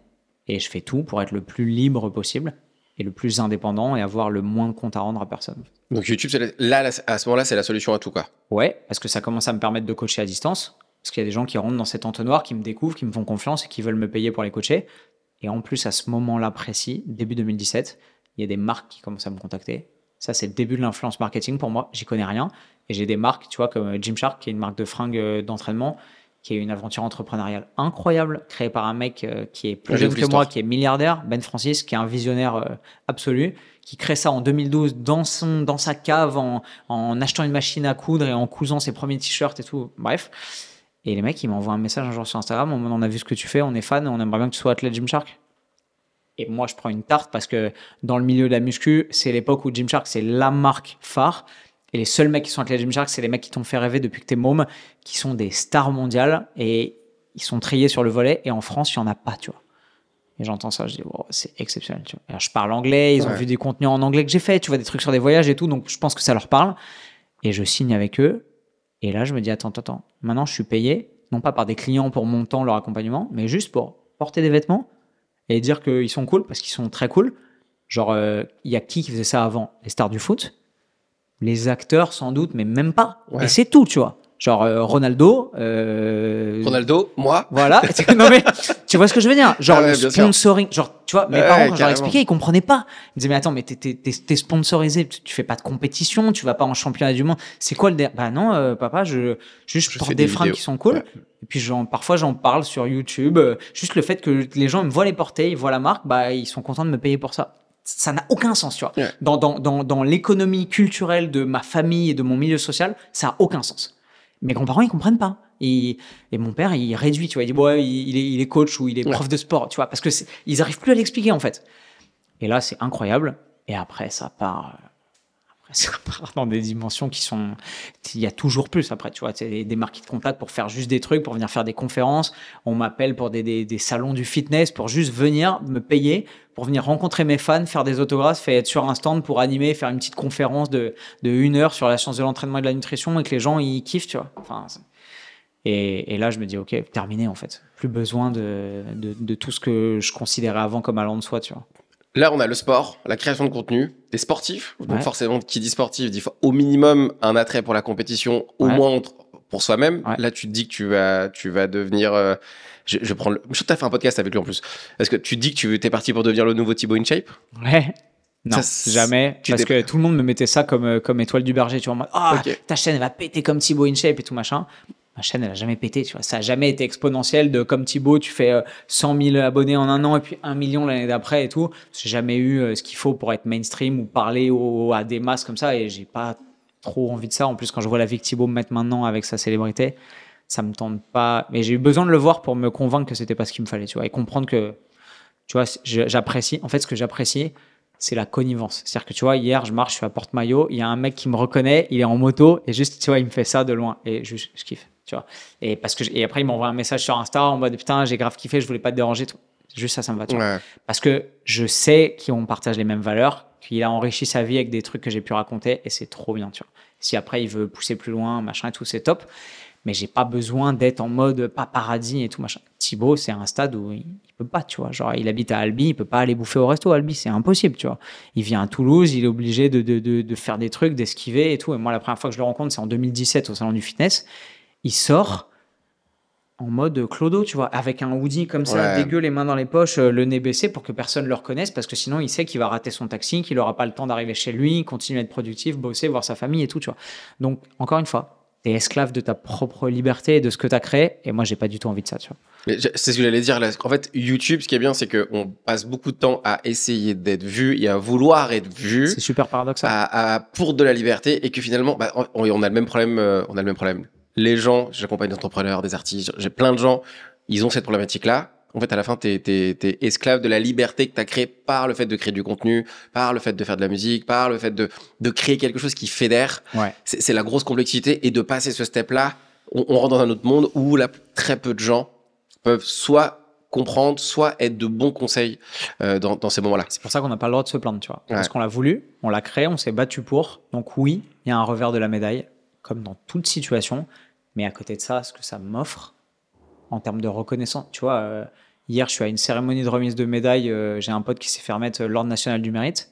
Je suis en train de bouffer des petits fours. Il y a le directeur de cabinet de la ministre qui arrive, il me dit je suis désolé, je t'interromps, mais il fallait absolument que je vienne te parler et tout machin. J'ai perdu 30 kilos grâce à toi. Chris, si tu te reconnais, merci d'être venu me voir.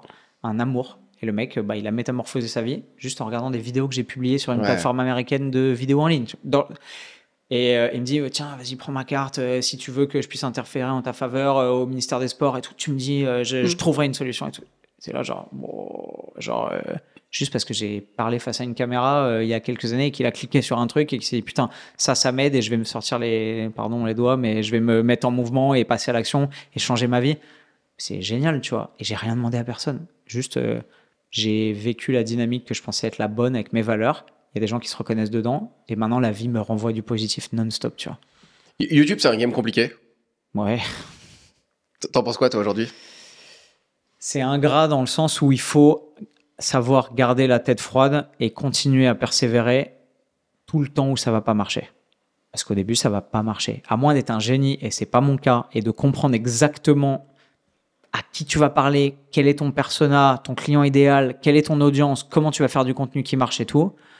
Le succès sur YouTube, c'est comme ça. Moi, j'ai fait des trucs en me disant, vas-y, je sors une vidéo à l'arrache parce que l'engagement, c'est important. J'ai dit que je sortais une vidéo tous les lundis à 18h. J'ai pas eu le temps, je ficelle un truc un peu à la va comme je te pousse, je la publie. Je me réveille le lendemain, la vidéo, elle a fait 150 000 vues. Ça n'a aucun sens. Et à l'inverse, je passe des 3-4 semaines à faire des recherches, de la data, je mets 2000 balles de prod, je prends des avions, je fais des trucs, j'interviewe des experts, je fais des trucs, j'ai des caméras géniales. Et la vidéo, elle fait 16 000 vues, tu vois. Et c'est super frustrant pour moi, mais maintenant j'ai appris à m'en détacher complètement et à me focus sur Qu'est-ce que toi, tu peux faire pour changer les choses? C'est faire le meilleur contenu que tu peux, avec les valeurs que tu aimes, dans ce que tu penses que ça va aider les gens, en cernant un peu les besoins, en essayant d'orienter. Mais une fois que tu appuies sur Publish, ça ne t'appartient plus, en fait. C'est très dur, parce que c'est ton œuvre un peu, tu vois, genre, sans être mégalo et tout. Tu veux quand même de l'amour, du temps et tout. Tu veux que ça je veux dire, je crois que les gens savent pas à quel point c'est cher de publier du contenu. Ça rapporte beaucoup sur d'autres tableaux en termes de bénéfices divers, de légitimité, de crédibilité dans des milieux professionnels et tout. De reconnaissance. Ouais. Oui, mais ça coûte un fric de malade, tu vois, genre les employés, les gens, les prestats, les gens qui font les minia, le montage, l'étalonnage, le son, c'est un bordel, tu vois. Et bah, tu passes un temps fou, c'est une énergie, ça te prend une bande passante qui est incroyable, juste pour assouvir l'envie de créer et cette pulsion de redonner un peu, de nourrir la vie et de transmettre, tu vois, ça fait beaucoup. Le problème, c'est que c'est tellement dur que si ça marche pas du tout pendant plusieurs mois, voire plusieurs années, il faut un tempérament d'une constance et d'une froideur incroyable pour être capable de te dire, ça va finir par marcher. J'y crois. Et je vais m'améliorer, je vais trouver la solution et ça va marcher. Moi, j'ai mis 194 vidéos avant d'en avoir une qui passe les 100 000 vues, tu vois. J'avais des mecs à côté, ils faisaient 2 vidéos, ça pétait, vas-y. Bah, c'est comme ça, en fait. Donc, ou tu décides d'arrêter à la 193e, ou généralement à la 3-4e, le nombre de potes qui m'ont dit « Frérot, c'est trop stylé ce que tu fais, je veux faire une chaîne YouTube, apprends-moi. » Je leur donnais tous les tips. Ils faisaient une vidéo, elle faisait 4 vues. La deuxième, elle en faisait 56. Ils disaient « Ouais, bah, franchement, c'est bien, mais c'est dur. » Bah ouais. Et ils ont tous lâché, tous, tu vois. Ou alors, tu persévères et tu continues. Tu sais, c'est le même de l'image du mineur qui creuse son tunnel et t'en as un qui dit j'abandonne, c'est trop dur. Et toi, tu vois la coupe transversale et tu vois que le trésor, il est à ça derrière et il est resté 2 coups de pioche. Bah, en fait, c'est la vie qui est comme ça et sur YouTube, c'est en permanence. C'est-à-dire, t'es toujours à un coup de pioche d'un truc génial. Et le but, c'est pas forcément de tomber sur le trésor. C'est pas forcément de faire 1 million de vues ou 1 million d'abonnés. En vrai, faut déplacer son propre trésor. Tu sais, il y a un bouquin que j'aime beaucoup, c'est Who Moved My Cheese, qui a déplacé mon fromage. C'est un tout petit livre. Si tu l'as pas lu, c'est super intéressant. C'est sur du management. C'est sur de comment arriver à apprécier ce que la vie a à t'offrir et reframe sa perception. Dans un labyrinthe. Ouais, oui, je l'ai lu. De comment tu réussis et en fait, tu te rends compte que tu cours après des trucs alors que le bonheur, il est déjà... C'est super intéressant. C'est une belle apologie de la simplicité, de la vie et de l'adaptabilité, tu vois. Mais c'est vraiment ça. C'est quoi le trésor, en fait? On court après quoi? T'as pas envie d'être célèbre, t'as pas envie qu'on te dérange dans la rue, donc tu fais quoi? Bah, en fait, c'est le process qui est gratifiant, tu vois. C'est ça, c'est créer, rendre aux autres, transmettre, et ce que ça t'apporte autour, les opportunités que ça... Tu vois, genre pouvoir être là, parler avec toi, faire des podcasts, bah c'est con, mais si j'avais pas de chaîne YouTube ou quoi, bah, je serais pas là, en fait. Donc, recentrer son prisme, tu vois, d'analyse et voir les choses avec un peu de recul et pas lâcher, quoi. Parce que c'est ingrat et que même moi, à mon niveau, après 8 ans de YouTube professionnel, il y a encore des trucs que je comprends pas, tu vois. Je fais encore des vidéos qui bident et je me dis, oh bah, bizarre, ok, je pensais que ça allait marcher. Et parfois ça coïncide un peu, tu vois. Tu mets du taf, tu mets du temps, tu mets du cœur, ça pète et là, t'es là, ok.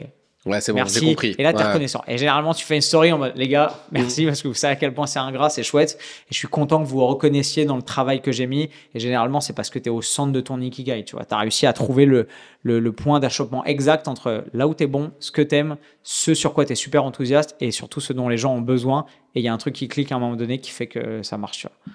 Il y a un truc que moi je dis très souvent, c'est sur la persévérance. La persévérance, ça se comprend qu'à posteriori. Ça se comprend jamais a priori. Ouais. En fait, la persévérance, au moment où tu vis, c'est jamais rationnel. Le moment où tu es en train de vivre, tu es en train de te dire, mais je vais arrêter. Il y a aucun des signaux physiologiques, retour des gens autour, qui te dit qu'il faut même physiologiquement, presque l'inverse. Tu es en train de te dire, mec, faut que tu arrêtes.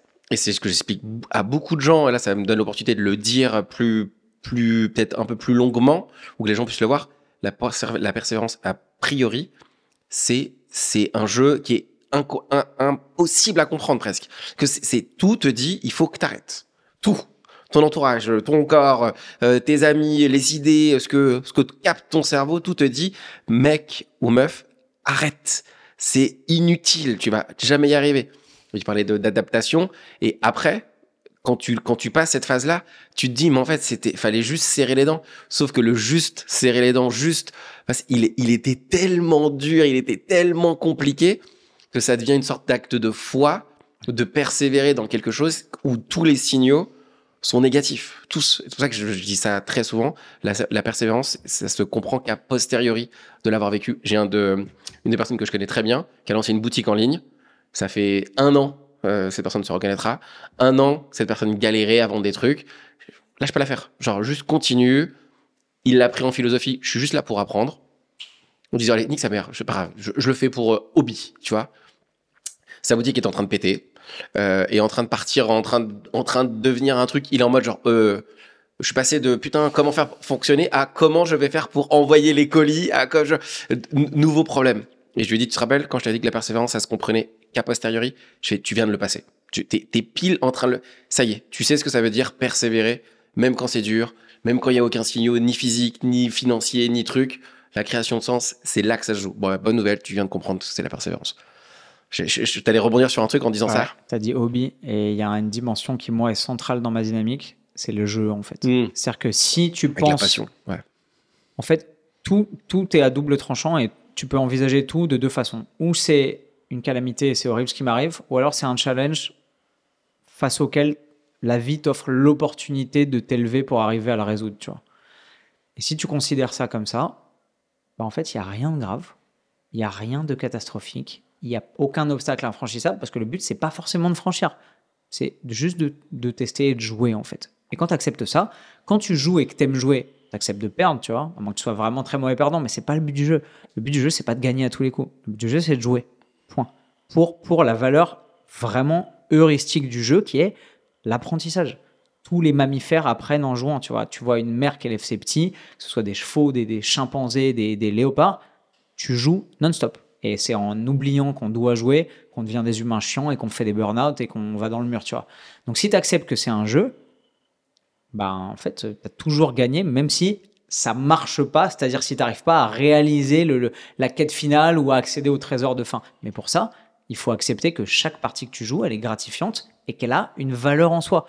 Chaque fois que je fais une vidéo, je kiffe faire une vidéo. Chaque fois que je me dis, putain, je vais faire une vidéo là-dessus, j'ai trop envie. Tu vois, je suis excité. C'est un nouveau projet qui me fait kiffer. Après, elle marche pas. Bah, évidemment, je préfère qu'elle marche et que les gens ils soient aussi excités que moi parce que j'ai envie de partager ça.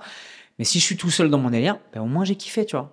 Et si tu n'as pas ça, tu n'y arrives jamais, je pense. Parce qu'il y a un moment, ça ne marchera pas. Il y a un moment, ce sera ingrat. Tu vas devoir en faire 50 pour trouver la solution.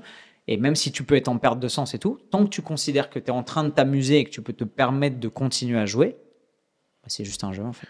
Et ça me fait une très belle intro sur Game 0, Game niveau 0. Ouais. Il t'est arrivé des trucs, Ouais. une énorme blessure. Ouais. On devait se voir ce soir-là. Ouais. J'aurais presque pu mettre la vidéo Roger. Tu vas pas le croire, où tu montes ta jambe ou ton genou qui se casse. Ouais, Tu t'es cassé le genou, c'est ça? Ouais, je me suis pété tibia, péroné, ménisque et ligament croisé antérieur.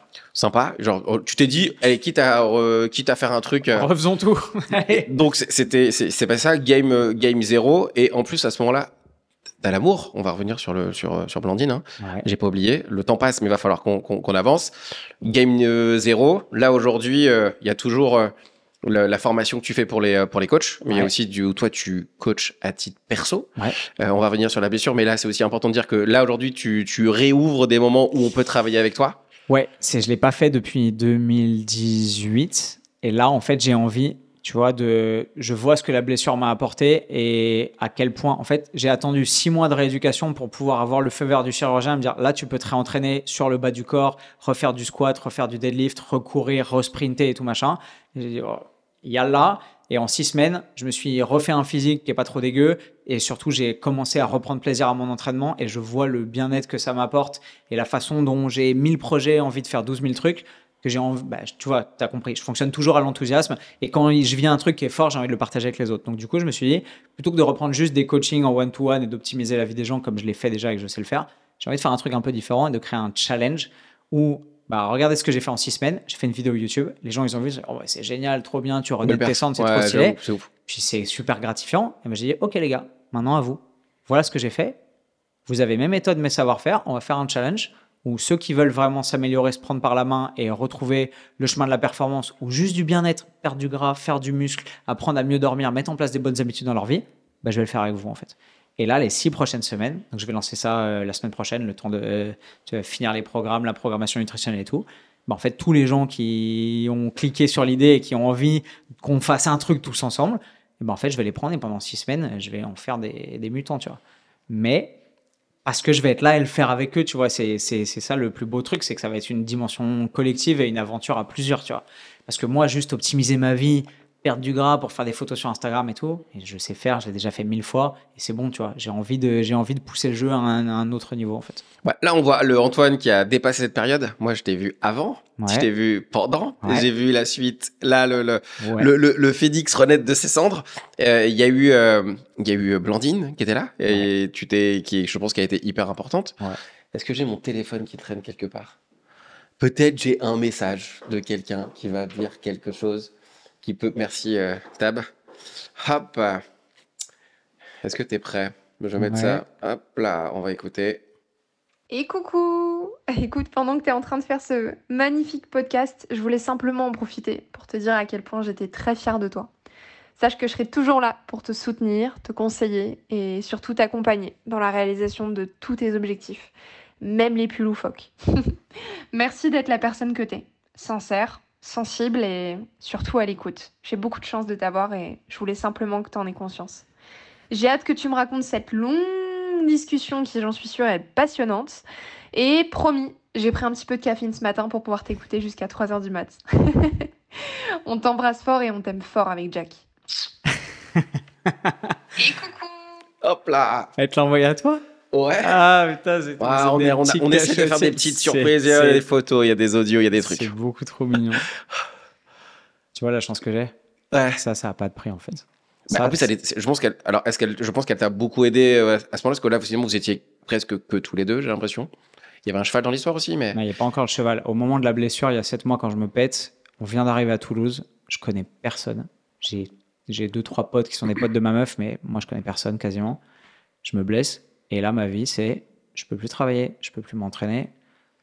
Et je passe dans une période super sombre où d'un coup, ma vie, c'est aller chez le kiné tous les jours, m'évanouir de douleur dans mes chiottes et devoir me piquer à l'héparine et à l'anticoagulant pour pas faire de phlébite, tu vois.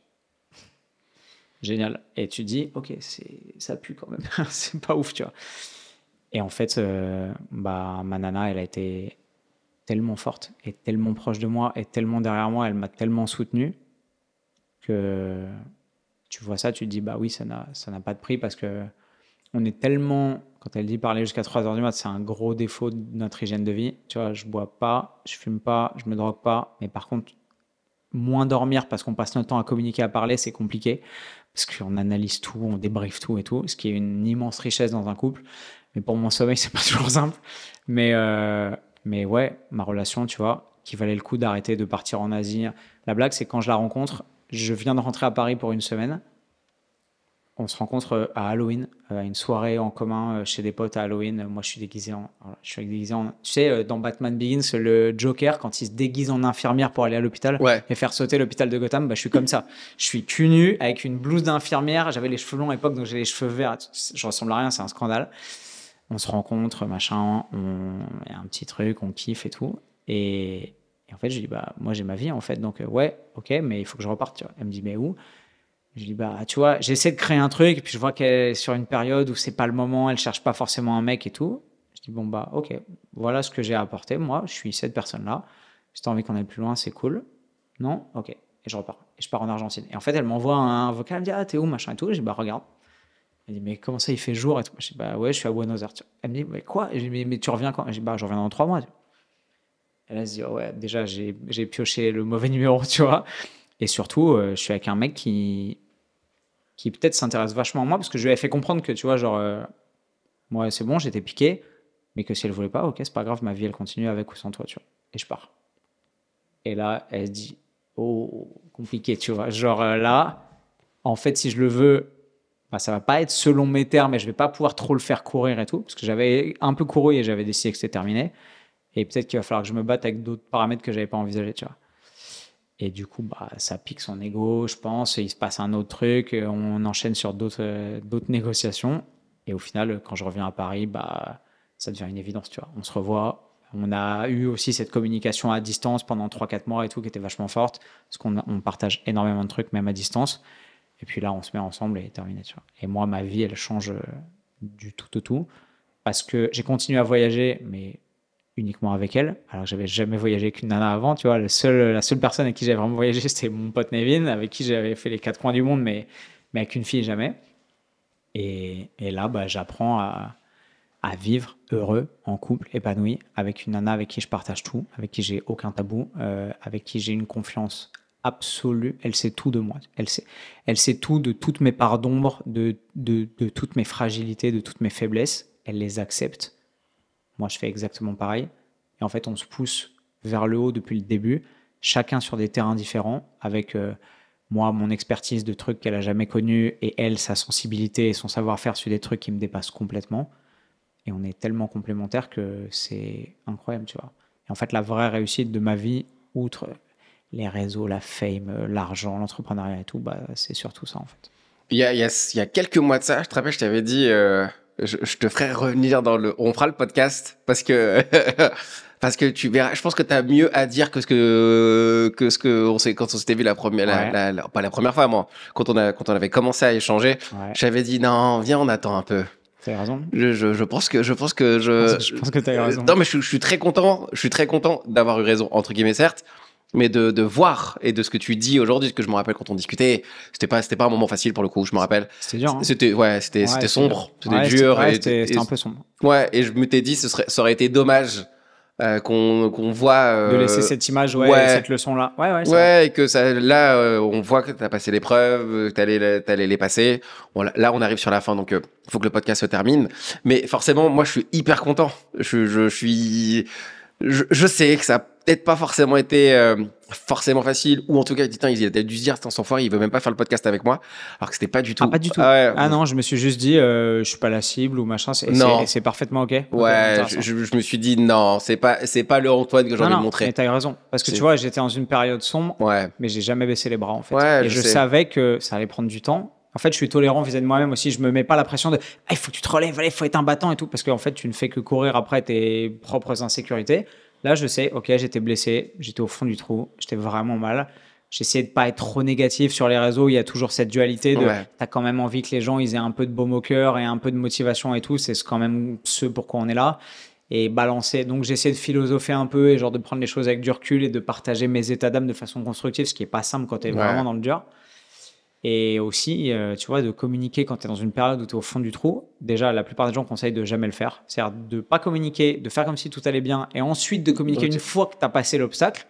Et moi, c'est pas comme ça que j'aime faire les choses. Donc, j'aime bien dire, OK, là, ça va pas. Il y a ça, j'ai tel obstacle, c'est la merde. Je vais y arriver, hein. Mais là, pour l'instant, je suis un peu dans le creux, tu vois.